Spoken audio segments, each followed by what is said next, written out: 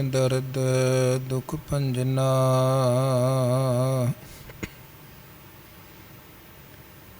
घट घट नाथ अनाथ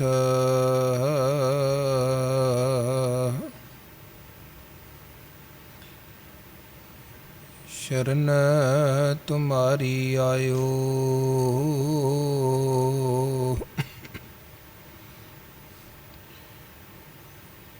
नानक के प्रभ साथ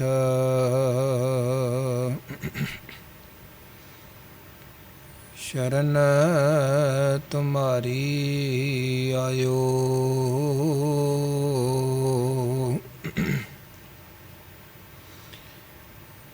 नानक के प्रभ साथ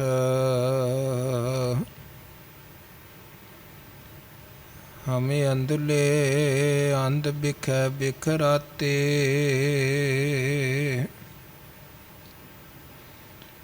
क्यों चालै गुर चाली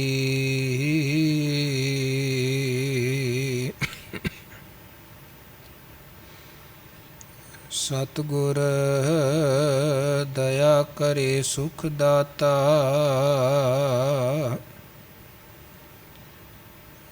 हम लावह अपन पाली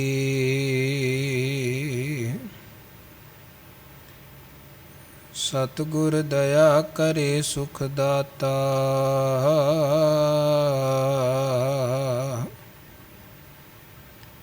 हम लावह अपन पाली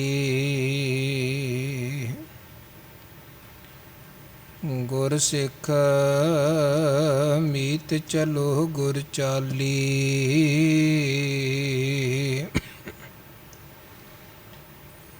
गुर सिख मीत चलो गुर चाली।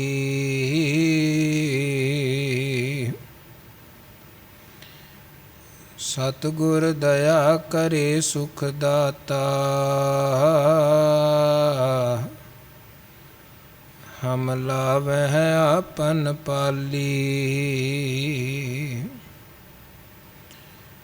सतगुर दया करे सुख दाता।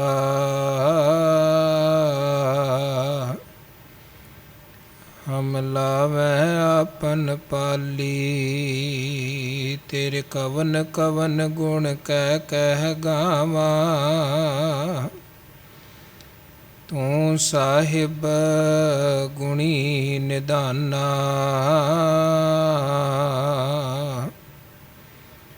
तुमरी महिमा बरन न सकूं।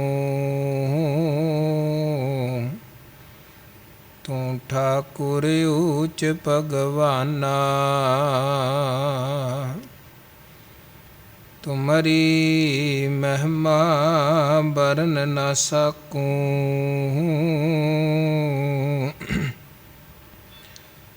तू ठाकुर ऊच भगवाना।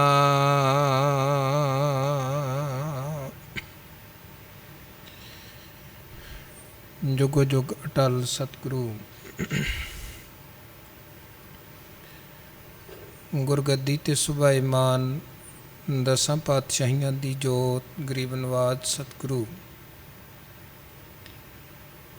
भगत वचल पतित पावन करुणा निदान उपमा महान सतगुरु गुरु ग्रंथ साहिब जी महाराज जी दी पावन और पवित्र मुबारक अमृतमयी चरण शरण विखे हजूरी विखे जुड़ बैठी सन्मान सत्कारयोग गुरु रूप साध संगत। सतगुरु जी ने बेअंत बेअंत रहमतां बख्शिशां वरताईयां हन। सानू अपनी पावन सुभागी गोद अमृतमयी हजूरी दी दात बख्शिश कीती है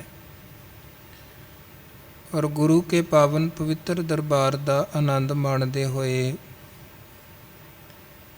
गुरु घर दे साजे निवाजे सन्मान सत्कारयोग कीर्तनियां पासों पावन और पवित्र बाणी दे शब्द कीर्तन ਪਿਆਰ ਔਰ ਸਤਿਕਾਰ ਸਹਿਤ ਆਪ ਜੀ ਨੇ ਸ਼ਰਵਣ ਕੀਤੇ ਇਹਨਾਂ ਘੜੀਆਂ ਨੂੰ ਸਫਲਾ ਬਣਾਇਆ, ਸਕਾਰਤ ਬਣਾਇਆ ਹੈ। ਸਾਈ ਘੜੀ ਸੁਲੱਖਣੀ ਜਿਤ ਪ੍ਰਭ ਆਵੈ ਚਿਤ, ਜਿਤ ਦਿਨ ਵਿਸਰੈ ਪਾਰ ਬ੍ਰਹਮ ਫਿਟ ਭੁਲੇਰੀ ਰੁੱਤ। ਧਨ ਸੋ ਵੇਲਾ ਜਿਤ ਦਰਸ਼ਨ ਕਰਨਾ, ਹਉ ਬਲਿਹਾਰੀ ਸਤਿਗੁਰ ਚਰਨਾ। ਉਹ ਸਮਾਂ, ਉਹ ਵੇਲਾ ਧਨਤਾ ਦੀ ਯੁੱਗ ਹੈ। ਜਿਹੜਾ ਸਮਾਂ ਅਸੀਂ ਵੱਡੇ ਦੀਆਂ ਵਡਿਆਈਆਂ ਕਰਦਿਆਂ ਹੋਇਆਂ ਗੁਜ਼ਾਰਦੇ ਹਾਂ, ਸਫਲ ਬਣਾਉਂਦੇ ਹਾਂ, ਸਕਾਰਤ ਬਣਾਉਂਦੇ ਹਾਂ। ਸਤਿਗੁਰੂ ਮਿਹਰ ਕਰਨ। ਇਸੇ ਤਰ੍ਹਾਂ ਸਾਨੂੰ ਆਪਣੇ ਪਾਵਨ ਚਰਨਾਂ ਦੇ ਨਾਲ, ਪਾਵਨ ਬਾਣੀ ਦੇ ਨਾਲ, ਚਰਨ ਸ਼ਰਨ ਦੇ ਨਾਲ ਜੋੜ ਕੇ ਰੱਖਣ, ਤਾਂ ਕਿ ਸਾਡੇ ਜੀਵਨ ਦੀਆਂ ਵੱਧ ਤੋਂ ਵੱਧ ਘੜੀਆਂ ਸਫਲੀਆਂ ਹੋਣ, ਸਕਾਰਤ ਹੋਣ, ਗੁਰੂ ਕੇ ਦਰ 'ਤੇ ਕਬੂਲ ਪੈਣ। ਆਓ ਗੁਰਬਾਣੀ ਵਿਚਾਰ ਦੇ ਨਾਲ ਜੁੜੀਏ। ਸਭ ਤੋਂ ਪਹਿਲਾਂ ਸਾਹਿਬ ਜੀ ਵੱਲੋਂ ਬਖਸ਼ਿਸ਼ ਕੀਤੀ ਹੋਈ ਫਤਿਹ ਦੀ ਸਾਂਝ ਪਾਓ। ਪਿਆਰ ਸਤਿਕਾਰ ਅਦਬ ਸਹਿਤ ਆਖੋ ਜੀ ਵਾਹਿਗੁਰੂ ਜੀ ਕਾ ਖਾਲਸਾ, ਵਾਹਿਗੁਰੂ ਜੀ ਕੀ ਫਤਿਹ। ਭਗਤ ਕਬੀਰ ਸਾਹਿਬ ਜੀ ਦੀ ਪਾਵਨ ਔਰ ਪਵਿੱਤਰ ਰਸਨਾ ਤੋਂ ਉਚਾਰਨ ਅੰਮ੍ਰਿਤਮਈ ਸ਼ਲੋਕਾਂ ਦੀ ਨਿਤਾ ਪ੍ਰਤੀ ਵਿਚਾਰ ਆਪ ਜੀ ਸ਼ਰਵਣ ਕਰਦੇ ਹੋ। ਔਰ ਭਗਤ ਕਬੀਰ ਜੀ ਸਾਡੇ ਮਨ ਦੀ ਦੁਬਿਧਾ, ਸਾਡੇ ਮਨ ਦੇ ਭਰਮ ਭੁਲੇਖੇ, ਅਗਿਆਨਤਾ, ਭਟਕਣਾ, ਇਹ ਕੱਢਦਿਆਂ ਹੋਇਆਂ ਸਾਨੂੰ ਸਿੱਧਾ ਪੱਧਰਾ ਗੁਰਮਤਿ ਦਾ, ਧਰਮ ਦਾ, ਸੱਚ ਦਾ ਮਾਰਗ ਦੱਸ ਰਹੇ ਨੇ। ਔਰ ਇਹਨਾਂ ਪਾਵਨ ਸ਼ਲੋਕਾਂ ਰਾਹੀਂ ਉੱਚੀ ਸੁੱਚੀ ਔਰ ਨਿਰਮਲ ਜੁਗਤ ਜੀਵਨ ਜੁਗਤ ਸਾਨੂੰ ਬਖਸ਼ ਰਹੇ ਹਨ। ਜੀਵਨ ਤੇ ਹਰ ਇੱਕ ਮਨੁੱਖ ਦਾ ਸੰਸਾਰ ਅੰਦਰ ਚੱਲਦਾ ਹੈ, ਜਿਹਦਾ ਜਨਮ ਹੋਇਆ, ਪਰ ਜਿਉਣ ਦਾ ਤਰੀਕਾ ਵੱਖਰਾ ਵੱਖਰਾ ਹੈ। ਬੋਲਦਾ ਤੇ ਹਰ ਕੋਈ ਹੈ, ਪਰ ਹਰ ਇੱਕ ਦਾ ਬੋਲਣ ਦਾ ਤਰੀਕਾ ਵੱਖਰਾ ਹੈ। ਹਰ ਇੱਕ ਦਾ ਚੱਲਣ ਦਾ ਤਰੀਕਾ ਵੱਖਰਾ, ਜੀਵਨ ਦਾ ਵਿਹਾਰ ਵੱਖਰਾ ਹੈ।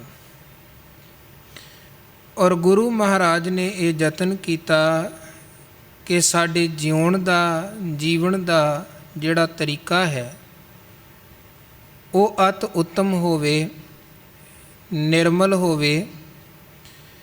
ਔਰ ਅਸੀਂ ਕੇਵਲ ਆਪਣੇ ਲਈ ਹੀ ਨਾ ਜੀਵੀਏ, ਬਲਕਿ ਸਾਡਾ ਜੀਵਨ ਸਮੁੱਚੀ ਮਨੁੱਖਤਾ ਦੇ ਲਈ ਹੋਏ। ਇਸੇ ਕਰਕੇ ਆਪਾਂ ਰੋਜ਼ ਇੱਕ ਅਰਦਾਸ ਵੀ ਗੁਰੂ ਕੇ ਚਰਨਾਂ 'ਚ ਕਰਦੇ ਹਾਂ। ਨਾਨਕ ਨਾਮ ਚੜ੍ਹਦੀ ਕਲਾ, ਤੇਰੇ ਭਾਣੇ ਸਰਬੱਤ ਦਾ ਭਲਾ। ਸਭ ਦਾ ਭਲਾ, ਹਰ ਇੱਕ ਜੀਵ ਦਾ ਭਲਾ ਆਪਾਂ ਦਾਤੇ ਕੋਲੋਂ ਮੰਗਦੇ ਹਾਂ। ਗੁਰੂ ਨੇ ਸਾਨੂੰ ਬਹੁਤ ਵਿਸ਼ਾਲ ਜੀਵਨ ਜੁਗਤ ਦੀ ਦਾਤ ਬਖਸ਼ੀ ਹੈ। ਜਿਸ ਜੀਵਨ ਅੰਦਰ ਸਤ ਹੈ, ਸੰਤੋਖ ਹੈ, ਦਇਆ ਹੈ, ਧਰਮ ਹੈ, ਪਰਉਪਕਾਰ ਹੈ, ਕਿਰਤ ਕਰਨਾ, ਨਾਮ ਜਪਣਾ, ਵੰਡ ਕੇ ਛਕਣਾ ਹੈ, ਸੇਵਾ ਸਿਮਰਨ ਹੈ, ਸੰਗਤ ਔਰ ਪੰਗਤ ਹੈ। ਕਬੀਰ ਸਾਹਿਬ ਜੀ ਗੁਰੂ ਘਰ ਦੇ ਉਪਦੇਸ਼ਾਂ ਨੂੰ ਸਾਡੇ ਜੀਵਨ ਅੰਦਰ ਦ੍ਰਿੜ ਕਰਵਾਉਂਦਿਆਂ ਹੋਇਆਂ ਆਪਣੇ ਪਾਵਨ ਪਵਿੱਤਰ ਸ਼ਲੋਕਾਂ ਰਾਹੀਂ ਸਾਨੂੰ ਗਿਆਨ ਬਖਸ਼ਦੇ ਨੇ। 25 ਸ਼ਲੋਕਾਂ ਤੱਕ ਦੀ ਵਿਚਾਰ ਪਿਛਲੇਰਿਆਂ ਦੀਵਾਨਾਂ 'ਚ ਆਪ ਜੀ ਨੇ ਸ਼ਰਵਣ ਕੀਤੀ ਹੈ। ਅੱਜ ਦੇ 26 ਨੰਬਰ ਸ਼ਲੋਕ ਅੰਦਰ ਕਬੀਰ ਸਾਹਿਬ ਜੀ ਫਰਮਾਨ ਕਰਦੇ ਹਨ ਕਿ ਇਹ ਜਿਹੜਾ ਜਗਤ ਹੈ, ਸੰਸਾਰ ਹੈ, ਕਿਉਂਕਿ ਮੋਹ ਔਰ ਬਾਕੀ ਵਿਕਾਰ ਬਹੁਤ ਪ੍ਰਬਲ ਰੂਪ ਦੇ ਵਿੱਚ ਹਾਵੀ ਹਨ ਜੀਵਾਂ ਦੇ ਉੱਪਰ ਇਸ ਜਗਤ ਸੰਸਾਰ ਅੰਦਰ। ਤੇ ਬਹੁਤ ਲੋਕ ਐਸੇ ਹਨ ਜਾਂ ਬਹੁਤਾਤ ਲੋਕ ਐਸੇ ਨੇ ਜਿਹੜੇ ਜੀਵਨ ਦੇ ਰਸਤੇ ਤੋਂ ਭਟਕ ਜਾਂਦੇ ਹਨ ਖੁੰਝ ਜਾਂਦੇ ਹਨ। ਰਾਹੇ ਚੱਲਣ ਦੀ ਬਜਾਏ ਉਹ ਕੁਰਾਹੇ ਪੈ ਜਾਂਦੇ ਹਨ। ਕਬੀਰ ਸਾਹਿਬ ਫਰਮਾਨ ਕਰਦੇ ਹਨ, ਕਬੀਰ ਜਗ ਕਾਜਲ ਕੀ ਕੋਠਰੀ ਅੰਧ ਪਰੇ ਤਿਸ ਮਾਹੇ। ਕਹਿੰਦੇ ਸੰਸਾਰ ਮਾਨੋ ਸਵਾਹ ਦੀ ਕੋਠੜੀ ਦੀ ਤਰ੍ਹਾਂ ਹੈ, ਕਾਲਖ ਵਾਲੀ ਕੋਠੜੀ ਦੀ ਤਰ੍ਹਾਂ ਹੈ। ਇੱਥੇ ਮੋਹ ਦੀ ਕਾਲਖ ਹੈ। ਜਿਹੜਾ ਮਨੁੱਖ ਦੀਨ ਗਵਾਇਆ ਦੁਨੀ ਸਿਉਂ ਦੇ ਰਸਤੇ 'ਤੇ ਚੱਲਦਾ ਹੈ, ਦੁਨੀਆ ਦੀ ਮੋਹ ਮਮਤਾ ਦੇ ਰਸਤੇ 'ਤੇ ਤੁਰ ਪਿਆ, ਧਰਮ ਵਾਲੇ ਪਾਸਿਓਂ ਟੁੱਟ ਗਿਆ, ਉਹ ਫਿਰ ਮਨੁੱਖ ਇਹ ਜਿਹੜਾ ਸੰਸਾਰ ਕਾਲਖ ਦੀ ਕੋਠੜੀ ਹੈ ਇਹਦੇ 'ਚ ਬੁਰੀ ਤਰ੍ਹਾਂ ਫਸ ਜਾਂਦਾ ਹੈ। ਅਗਿਆਨੀ ਮਨੁੱਖ ਉਹ ਵਿਸ਼ਿਆਂ ਵਿਕਾਰਾਂ ਦੀ ਕਾਲਖ ਦੇ ਵਿੱਚ ਫਸ ਜਾਂਦਾ ਹੈ ਅਗਿਆਨਤਾ ਕਰਕੇ। ਹੁਣ ਵੇਖੋ, ਭਟਕ ਜਾਣਾ ਕੋਈ ਬਹੁਤ ਵੱਡੀ ਗੱਲ ਨਹੀਂ ਹੈ। ਲੋਕ ਭਟਕ ਜਾਂਦੇ ਹਨ, ਅਕਸਰ ਭਟਕ ਜਾਂਦੇ ਹਨ। ਭੁੱਲ ਜਾਣਾ ਮਨੁੱਖੀ ਸੁਭਾਅ ਦੀ ਇੱਕ ਫਿਤਰਤ ਹੈ, ਕਿਉਂਕਿ ਬਾਣੀ 'ਚ ਗੁਰੂ ਮਹਾਰਾਜ ਕਹਿੰਦੇ ਜੋ ਕਦੇ ਨਹੀਂ ਭੁੱਲਦਾ ਹੈ ਉਹ ਹੈ ਗੁਰੂ, ਉਹ ਹੈ ਪਰਮੇਸ਼ਰ। ਜਿਸ ਮਨੁੱਖ ਨੇ ਯਤਨ ਕਰਨਾ ਹੈ, ਕਰਮ ਕਰਨੇ ਹਨ, ਉਹਨੂੰ ਕਰਮ ਕਰਦਿਆਂ ਹੋਇਆਂ ਉਹਦੇ ਕੋਲੋਂ ਗਲਤੀ ਲੱਗਣੀ, ਭੁਲੇਖਾ ਲੱਗਣਾ ਸੁਭਾਵਿਕ ਗੱਲ ਹੈ। ਭੁੱਲਣ ਅੰਦਰ ਸਭ ਕੋ ਅਭੁੱਲ ਗੁਰੂ ਕਰਤਾਰ। ਲੋਕ ਭੁੱਲ ਜਾਂਦੇ ਹਨ, ਭਟਕ ਜਾਂਦੇ ਹਨ। ਗੱਲ ਇਹ ਨਹੀਂ ਹੈ ਕਿ ਬੰਦਾ ਭਟਕ ਗਿਆ ਹੈ। ਭਟਕਣ ਤੋਂ ਬਾਅਦ ਜੇ ਪਤਾ ਲੱਗ ਗਿਆ ਕਿ ਮੈਂ ਭਟਕ ਗਿਆ ਹਾਂ, ਜਿਵੇਂ ਆਪਾਂ ਜਾ ਰਹੇ ਹਾਂ, ਕਿਸੇ ਮੰਜ਼ਿਲ 'ਤੇ ਜਾਣਾ ਹੈ, ਰਸਤੇ ਦਾ ਸਾਨੂੰ ਪਤਾ ਨਹੀਂ ਸੀ, ਪਹਿਲੀ ਵਾਰੀ ਅਸੀਂ ਜਾ ਰਹੇ ਹਾਂ, ਰਸਤੇ 'ਚ ਕੋਈ ਚੌਂਕ ਸੀ, ਕੋਈ ਮੋੜ ਸੀ, ਆਪਾਂ ਗਲਤ ਪਾਸੇ ਹੋ ਗਏ, ਜਾਣਾ ਹੋਰ ਪਾਸੇ ਸੀ, ਗੱਡੀ ਗਲਤ ਪਾਸੇ ਨੂੰ ਮੋੜ ਲਈ। ਹੁਣ 2-4 ਮੀਲ 10 ਮੀਲ ਚਲੇ ਗਏ, ਫਿਰ ਅੱਗੇ ਜਾ ਕੇ ਪਤਾ ਲੱਗਿਆ ਕਿ ਅਸੀਂ ਤਾਂ ਗਲਤ ਰਸਤੇ 'ਤੇ ਪੈ ਗਏ ਹਾਂ, ਜਾਣਾ ਉਧਰ ਸੀ, ਚਲੇ ਆ ਇੱਧਰ ਨੂੰ। ਹੁਣ ਪਤਾ ਲੱਗ ਗਿਆ। ਹੁਣ ਜਦੋਂ ਪਤਾ ਲੱਗ ਗਿਆ ਤੇ ਬੰਦਾ ਫਿਰ ਵੀ ਉਧਰ ਨੂੰ ਹੀ ਜਾਈ ਜਾਏ ਤੇ ਫਿਰ ਉਹ ਕੀ ਹੈ? ਮੂਰਖਤਾ, ਅਗਿਆਨਤਾ। ਜਦੋਂ ਨਹੀਂ ਪਤਾ ਸੀ ਉਦੋਂ ਤਾਂ ਠੀਕ ਹੈ, ਅਗਿਆਨਤਾ ਕਰਕੇ, ਭੋਲੇਪਨ ਕਰਕੇ, ਭੁਲੇਖੇ ਕਰਕੇ ਭਟਕ ਗਿਆ। ਪਰ ਜੇ ਜਾਣਨ ਤੋਂ ਬਾਅਦ ਵੀ ਬੰਦਾ ਉਧਰ ਨੂੰ ਹੀ ਜਾਈ ਜਾਏ, ਉਧਰ ਨੂੰ ਜਾਈ ਜਾਏ, ਉਹ ਹੈ ਮੂਰਖਤਾ। ਹੁਣ ਕਰਮ ਹਨ ਸੰਸਾਰ ਅੰਦਰ, ਚੰਗੇ ਕਰਮ ਵੀ ਹਨ, ਮਾੜੇ ਕਰਮ ਵੀ ਹਨ। ਅਗਿਆਨਤਾ ਕਰਕੇ ਸਾਨੂੰ ਨਹੀਂ ਪਤਾ ਕੀ ਕਰਮ ਚੰਗਾ ਹੈ, ਕੀ ਕਰਮ ਮਾੜਾ ਹੈ। ਅਸੀਂ ਕਿਸੇ ਮਾੜੇ ਕਰਮ ਦੇ ਵਿੱਚ ਫਸ ਗਏ, ਕਰਮ ਕਰ ਰਹੇ ਹਾਂ, ਪਰ ਅੱਗੇ ਚੱਲ ਕੇ ਸਾਨੂੰ ਪਤਾ ਲੱਗਿਆ ਕਿ ਇਹ ਕਰਮ ਗਲਤ ਹੈ, ਇਹ ਕੰਮ ਮਾੜਾ ਹੈ। ਹੁਣ ਜੇ ਤੇ ਬੰਦਾ ਉਹ ਮਾੜਾ ਕੰਮ ਛੱਡ ਕੇ ਚੰਗੇ ਕੰਮ ਵਾਲੇ ਪਾਸੇ ਨੂੰ ਮੁੜ ਗਿਆ ਤੇ ਫਿਰ ਤੇ ਹੈ ਸਿਆਣਾ, ਤੇ ਜੇ ਫਿਰ ਉਧਰ ਹੀ ਚੱਲੀ ਜਾਂਦਾ, ਮਾੜਾ ਕੰਮ ਛੱਡਦਾ ਹੀ ਨਹੀਂ ਹੈ, ਤੇ ਫਿਰ ਹੈ ਮੂਰਖਤਾ, ਫਿਰ ਹੈ ਅਗਿਆਨਤਾ, ਜਿਹਨੂੰ ਕਬੀਰ ਸਾਹਿਬ ਨੇ ਅੱਗੇ ਚੱਲ ਕੇ ਸਲੋਕਾਂ 'ਚ ਇਹ ਵੀ ਕਿਹਾ ਹੈ। ਕਹਿੰਦੇ ਇੱਕ ਅਣਜਾਣ ਬੰਦਾ ਭੁੱਲਦਾ ਹੈ, ਮੰਨਿਆ ਜਾ ਸਕਦਾ ਹੈ ਉਹਨੂੰ ਪਤਾ ਨਹੀਂ ਸੀ, ਪਰ ਇੱਥੇ ਤੇ ਜਾਣਕਾਰ ਵੀ ਵਾਰ-ਵਾਰ ਭੁੱਲਦੇ ਪਏ ਹਨ। ਇੱਕ ਨੇਤਰਹੀਣ ਬੰਦਾ ਜਿਹਦੇ ਕੋਲ ਦੇਖਣ ਦੇ ਲਈ ਅੱਖਾਂ ਨਹੀਂ ਹਨ, ਉਹ ਠੋਕਰ ਖਾ ਕੇ ਡਿੱਗੇ, ਉਹਦੇ ਨਾਲ ਹਮਦਰਦੀ ਆ ਕਿ ਇਹਨੂੰ ਦਿਸ ਨਹੀਂ ਰਿਹਾ ਹੈ। ਤੇ ਇੱਕ ਬੰਦਾ ਅੱਖਾਂ ਵੀ ਹਨ, ਸਾਰਾ ਕੁਝ ਦਿਸ ਵੀ ਰਿਹਾ ਹੈ, ਦੱਸਣ ਵਾਲੇ ਦੱਸ ਵੀ ਰਹੇ ਨੇ ਕਿ ਧਿਆਨ ਨਾਲ ਵੇਖ ਕੇ ਚੱਲੀ, ਤੇ ਬੰਦਾ ਫਿਰ ਠੋਕਰਾਂ ਖਾਂਦਾ ਫਿਰੇ ਤੇ ਫਿਰ ਜਾ ਕੇ ਖੂਹ 'ਚ ਡਿੱਗ ਪਵੇ, ਉਹ ਤਾਂ ਫਿਰ ਮੂਰਖਤਾ ਨਹੀਂ, ਮਹਾਮੂਰਖਤਾ ਹੈ। ਉਹਨੂੰ ਕਬੀਰ ਸਾਹਿਬ ਕਹਿੰਦੇ, ਮਨ ਜਾਣਤ ਸਭ ਬਾਤ ਜਾਣਤ ਹੀ ਅਵਗਣ ਕਰੇ, ਕਾਹੇ ਕੀ ਕੁਸਲਾਤ ਹਾਥ ਦੀਪ ਕੂਏ ਪਰੇ। ਉਹ ਕਹਿੰਦੇ ਇਹ ਕਾਹਦੀ ਸਿਆਣਪ ਹੈ?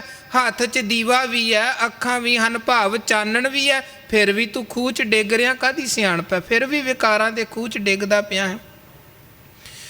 ਸੋ ਗੱਲ ਇਹ ਨਹੀਂ ਹੈ ਕਿ ਬੰਦਾ ਭਟਕ ਗਿਆ ਹੈ, ਗੱਲ ਇਹ ਹੈ ਭਟਕਣ ਦੀ ਸਮਝ ਆਉਣ ਤੋਂ ਬਾਅਦ ਵੀ ਬੰਦਾ ਭਟਕਦਾ ਰਵੇ ਤੇ ਉਹ ਮਹਾਮੂਰਖਤਾ ਹੈ। ਕਬੀਰ ਸਾਹਿਬ ਕਹਿੰਦੇ ਜੱਗ ਤੇ ਹੈ ਇਹ ਕਾਜਲ ਦੀ ਕੋਠੜੀ, ਸਵਾਹ ਦੀ ਕੋਠੜੀ ਦੀ ਤਰ੍ਹਾਂ, ਅੰਧ ਪਰੇ ਤਿਸ ਮਾਹੇ। ਅਗਿਆਨਤਾ ਕਰਕੇ, ਭਰਮ ਕਰਕੇ, ਅਗਿਆਨੀ ਬੰਦਾ ਉਹ ਕਾਜਲ ਦੀ ਮੋਹ ਮਮਤਾ ਦੀ ਵਿਸ਼ਿਆਂ ਵਿਕਾਰਾਂ ਦੀ ਕੋਠੜੀ ਦੇ ਵਿੱਚ ਡਿੱਗ ਪੈਂਦਾ ਹੈ, ਭਟਕ ਜਾਂਦਾ ਹੈ। ਹਉ ਬਲਿਹਾਰੀ ਤਿੰਨ ਕੋ ਪੈਸ ਜੋ ਨਿਕਸ ਜਾਹੇ। ਕਬੀਰ ਸਾਹਿਬ ਕਹਿੰਦੇ ਮੈਂ ਉਹਨਾਂ ਤੋਂ ਬਲਿਹਾਰ ਕੁਰਬਾਨ ਜਾਂਦਾ ਜਿਹੜੇ ਫਸਣ ਤੋਂ ਬਾਅਦ ਫਿਰ ਬਚ ਕੇ ਨਿਕਲ ਆਏ ਹਨ, ਜਿਨ੍ਹਾਂ ਨੂੰ ਪਤਾ, ਜਿਵੇਂ ਹੁਣ ਸੱਜਣ ਹੈ, ਠੀਕ ਹੈ, ਉਹ ਫਸ ਗਿਆ ਵਿਸ਼ਿਆਂ ਕਰਕੇ, ਲਾਲਚ ਕਰਕੇ, ਤ੍ਰਿਸ਼ਨਾ ਕਰਕੇ, ਪਰ ਜਿਸ ਦਿਨ ਗੁਰੂ ਨਾਨਕ ਮਹਾਰਾਜ ਨੇ ਸ਼ਬਦ ਦਾ ਤੀਰ ਮਾਰਿਆ ਉਹ ਫਿਰ ਬਾਹਰ ਨਿਕਲ ਆਇਆ। ਉਦੋਂ ਬਾਅਦ ਉਹਨੇ ਬੁਰਾਈ ਕੋਈ ਨਹੀਂ ਕੀਤੀ। ਠੀਕ ਹੈ, ਭਟਕ ਗਿਆ ਸੀ, ਭੂਮੀਆਂ ਚੋਰੀ ਸੁਭਾਅ ਬਣ ਗਿਆ ਸੀ, ਪਰ ਜਿਸ ਦਿਨ ਗੁਰੂ ਨਾਨਕ ਬਾਬਾ ਜੀ ਨੇ ਅਹਿਸਾਸ ਕਰਵਾਇਆ ਭਾਈ ਇਹ ਕੀ ਕਰ ਰਿਹਾ ਹੈ, ਜੀਵਨ ਮਿਲਿਆ ਕਿਹੜੀਆਂ ਬੁਰਾਈਆਂ 'ਚ ਦੂਜਿਆਂ ਨੂੰ ਲੁੱਟਣ ਖਸੁੱਟਣ 'ਤੇ ਲੱਗਿਆ ਹੋਇਆ ਹੈ, ਮਤ ਜਾਣ ਮੈਂ ਦੂਜਿਆਂ ਨੂੰ ਲੁੱਟ ਰਿਹਾ ਹਾਂ, ਤੂੰ ਤੇ ਆਪਣੇ ਜੀਵਨ ਦੀ ਪੂੰਜੀ ਬਰਬਾਦ ਕਰ ਰਿਹਾ, ਆਪਣਾ ਜੀਵਨ ਗਵਾਉਂਦਾ ਪਿਆ ਹੈ। ਸਮਝ ਲੱਗ ਗਈ, ਉਹ ਫਿਰ ਬਦਲ ਗਿਆ ਜੀਵਨ ਉਹਦਾ। ਇੱਦਾਂ ਕਿੰਨੇ ਹਨ ਜਿਨ੍ਹਾਂ ਨੂੰ ਗੁਰੂ ਨਾਨਕ ਮਹਾਰਾਜ ਸੱਚੇ ਪਾਤਸ਼ਾਹ ਜੀ ਨੇ ਰਹਿਮਤ ਕਰਕੇ ਅਹਿਸਾਸ ਕਰਵਾਇਆ ਅਤੇ ਜਿਨ੍ਹਾਂ ਨੂੰ ਸਮਝ ਲੱਗ ਗਈ ਅਤੇ ਉਹ ਫਿਰ ਦੁਬਾਰਾ ਪਰਤ ਕੇ ਉਸ ਵਿਕਾਰਾਂ ਦੀ ਵਿਸ਼ਿਆਂ ਦੀ ਦਲਦਲ ਵਾਲੇ ਪਾਸੇ ਨਹੀਂ ਗਏ ਅਤੇ ਗੁਰੂ ਨੇ ਕਿਰਪਾ ਕੀਤੀ, ਉਹਨਾਂ ਨੂੰ ਕੱਖ ਤੋਂ ਲੱਖ ਬਣਾ ਦਿੱਤਾ।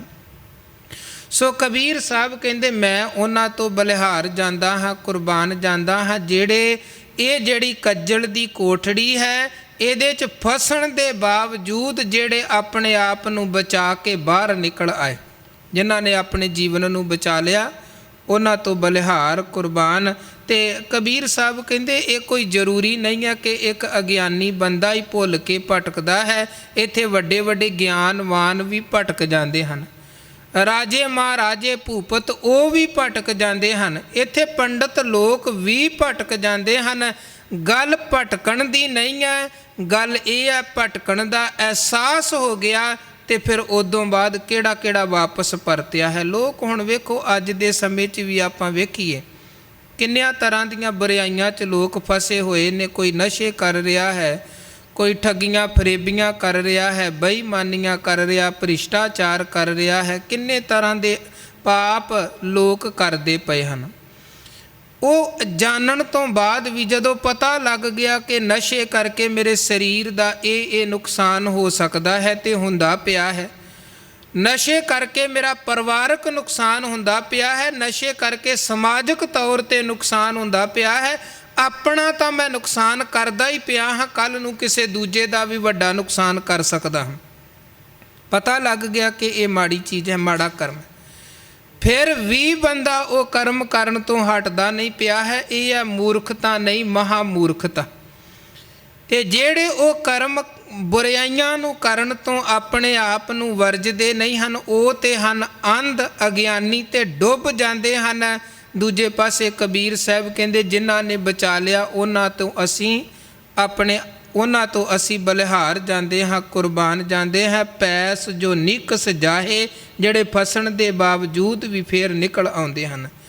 ਇੱਦੋਂ ਅੱਗੇ ਕਬੀਰ ਸਾਹਿਬ 27 ਨੰਬਰ ਸ਼ਲੋਕ 'ਚ ਫਰਮਾਨ ਕਰਦੇ ਹਨ, ਕਬੀਰ ਇਹ ਤਨ ਜਾਏਗਾ ਸਕੋ ਤਾਂ ਲਿਹੋ ਬਹੋਰ। ਇਹ ਜਿਹੜਾ ਸਰੀਰ ਹੈ, ਕਿਉਂਕਿ ਇਹ ਸਰੀਰ ਸਮੇਂ ਦੇ ਅਧੀਨ ਹੈ, ਬਚਪਨ ਸੀ, ਜਵਾਨੀ ਆਉਂਦੀ ਹੈ, ਫਿਰ ਬੁਢਾਪਾ, ਜਨਮ ਤੋਂ ਜਿਹੜਾ ਜੀਵਨ ਦਾ ਸਫ਼ਰ ਚੱਲਿਆ, ਇੱਕ ਦਿਨ ਮੌਤ 'ਤੇ ਜਾ ਕੇ ਉਹ ਸਫ਼ਰ ਨੇ ਪੂਰਾ ਹੋਣਾ ਹੈ।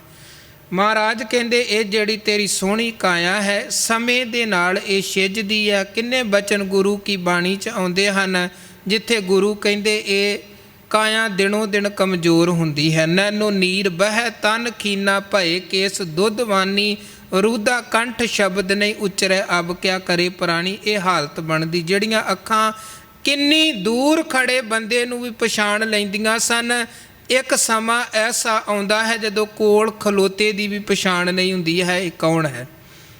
ਜਿਹੜਾ ਦੂਰੋਂ ਆਵਾਜ਼ ਸੁਣ ਲੈਂਦਾ ਸੀ, ਕੋਲ ਕੋਈ ਬੋਲਦਾ ਹੈ ਫਿਰ ਵੀ ਇਹਨੂੰ ਨਹੀਂ ਸੁਣਦਾ ਪਿਆ, ਉਹਨੂੰ ਬੜੀ ਉੱਚੀ ਕੰਨ ਦੇ ਕੋਲ ਹੋ ਕੇ ਸੁਣਾਉਣਾ ਪੈਂਦਾ ਹੈ। ਸਮੇਂ ਦੇ ਨਾਲ ਇਹ ਕਾਇਆ, ਇਹ ਸਰੀਰਕ ਇੰਦਰੇ ਕਮਜ਼ੋਰ ਹੋਏ। ਹੁਣ ਕਬੀਰ ਸਾਹਿਬ ਸਮਝਾਉਂਦੇ ਪਏ ਹਨ ਕਿ ਵੇਖ ਤੇਰੀ ਤਨ ਪ੍ਰਤੀ ਬੜੀ ਪਕੜ ਹੈ, ਸਰੀਰ ਦਾ ਬੜਾ ਮੋਹ ਹੈ ਤੇਰੇ ਮਨ ਅੰਦਰ, ਪਰ ਚੇਤੇ ਰੱਖੀ ਇਹ ਸਰੀਰ ਹਮੇਸ਼ਾ ਨਹੀਂ ਰਹਿਣਾ, ਇੱਕ ਦਿਨ ਇਸ ਸਰੀਰ ਨੇ ਵਿਨਸਣਾ ਹੈ। ਧੰਨ ਗੁਰੂ ਤੇਗ ਬਹਾਦਰ ਸਾਹਿਬ ਕਹਿੰਦੇ ਜਿੱਦਣ ਤੇ ਮਨੁੱਖ ਦਾ ਸੰਸਾਰ ਅੰਦਰ ਜਨਮ ਹੁੰਦਾ ਹੈ, ਉਦਣ ਤਾਂ ਆਪਾਂ ਸਰੀਰ ਸਮੇਤ ਸੰਸਾਰ ਅੰਦਰ ਆਉਂਦੇ ਹਾਂ, ਜਨਮ ਲੈਂਦੇ ਹਾਂ।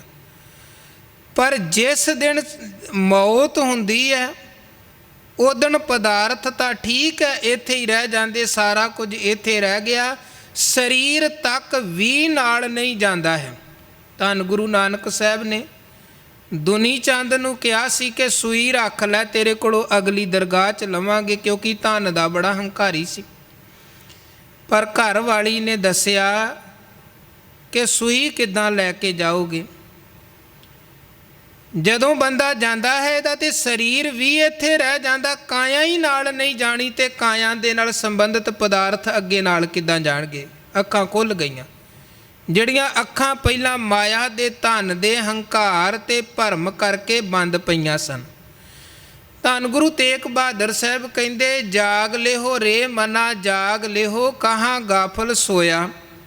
ਓਏ ਮਨਾ ਜਾਗ, ਸੁਚੇਤ ਹੋ, ਕਿਹੜੀ ਗਫਲਤ ਦੀ ਨੀਂਦਰੇ ਸੁੱਤਾ ਪਿਆ ਹੈ। ਜੋ ਤਨ ਉਪਜਿਆ ਸੰਗ ਤੇ ਸੋ ਪੀ ਸੰਗ ਨਾ ਹੋਇਆ।